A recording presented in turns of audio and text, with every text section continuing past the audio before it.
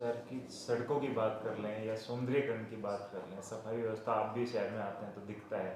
तो क्या लगता है अब एक स्टेप लेने की ज़रूरत है भिवानी को थोड़ा सा अंदर की बात कर लें तो? नहीं, वो हमने अभी सीएम अनाउंसमेंट और जो फ्लैगशिप प्रोग्राम्स थे जिसमें आपका सीवरेज का भी है, डी वाटरिंग का भी है जो वाटर लॉगिंग हो जाती है, और ब्यूटिफिकेशन ऑफ द सिटी है, पॉन्ड्स की ब्यूटिफिकेशन का है।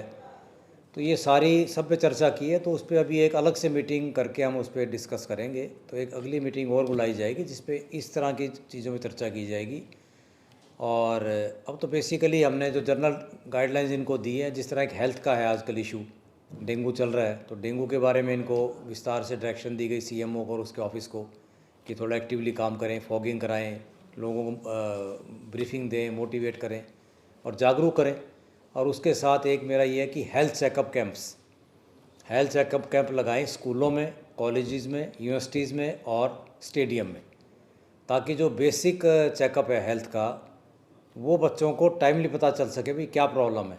और एक आई टेस्टिंग का, तो मान लो किसी को कोई आयरन की कमी है, लड़कियों में विशेष तौर पे आयरन की डेफिशिएंसी रहती है, तो अगर टाइमली डिटेक्ट हो जाए तो उसको आयरन टैबलेट्स दे के ठीक किया जा सकता है। तो एक तो वो कैंप्स लगाएंगे, उसमें प्राइवेट जो हॉस्पिटल्स हैं उनको भी हम साथ लेकर चलेंगे ताकि बढ़िया तरीके से कैंप लगे और ज़्यादा संख्या में कैंप लगें और रेगुलर बेसिस पे लगे। और दूसरा एक मिड डे मील का है।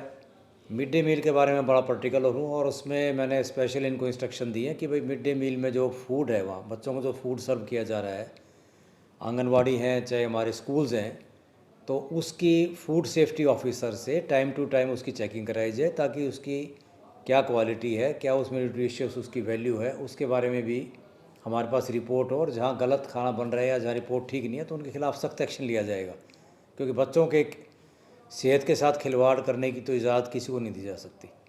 तो ये इश्यूज़ इन पे हमने कंसंट्रेट किए अब। सर, आज अधिकारियों की बैठक भी ली है और शिकायत भी सुनी है। किसी प्रकार की कोई खामियां पाई गई हो, कोई एक्शन लिया गया हो आज? अभी तो जस्ट मैंने उनका फीडबैक लिया है और एक जनरल ब्रीफिंग थी और एक हमने एक पीपीटी तैयार करवाई थी डीसी के माध्यम से। तो उन्हीं पॉइंट्स पे था, जिस तरह ड्रग्स का अब चल रहा है, बड़ा इशू है जो पूरे देश में और ख़ास तौर पे अपना जो पंजाब के साथ लगते हमारे इलाके हैं। तो ड्रग्स के बारे में भी पुलिस विभाग से काफ़ी डिटेल में हमने रिपोर्ट ली है, काफ़ी इन्होंने सीज़र भी किया है। लेकिन अभी भी मैंने जो चीफ मेडिकल ऑफिसर है उनको कहा है कि पीजीआई से कांटेक्ट करके, जो उनका साइकेट्रिस्ट डिपार्टमेंट है उसमें ड्रग्स के बारे में एक उनकी अलग विंग है, तो उनके लोग भी शामिल करे जाएं और स्कूलों में, कॉलेजों में और हमारे युवा जहां बच्चे हैं उनको बताया जाए भी इनके क्या नुकसान हैं और क्या इनमें दिक्कत हैं। उनको साइकोलॉजिकली ट्रीट भी किया जाए जो बच्चे इसमें शामिल हो चुके हैं। और ख़ास तौर पे जो यूनिवर्सिटी कॉलेज उनके सामने वेंडर्स हैं, छोटी मोटी ये दुकानें चाय वगैरह की, उन पे भी अंकुश लगाया जाए ताकि वो ड्रग्स के कैरियर ना बन पाए और बच्चों को बचा बचा पाएँ अपने इन ड्रग्स के मिनेज से।